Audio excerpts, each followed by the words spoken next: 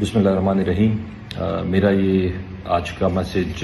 पाकिस्तान तहरीक इंसाफ के वर्कर्स के लिए है, खुसूसन क्योंकि इस वक्त मुश्किल टाइम है, आता है ज़िंदगी में, हर एक पे आता है,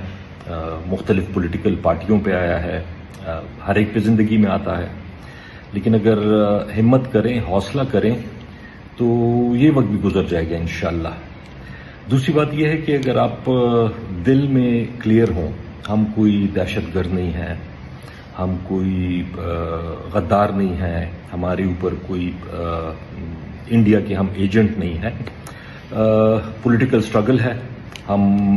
कर रहे हैं और इंशाअल्लाह मुझे उम्मीद है कि जिस तरह आप लोग खड़े रहे, बहुत ज़्यादा सख्ती आई, जेलों में गए, कारोबार बंद हुए,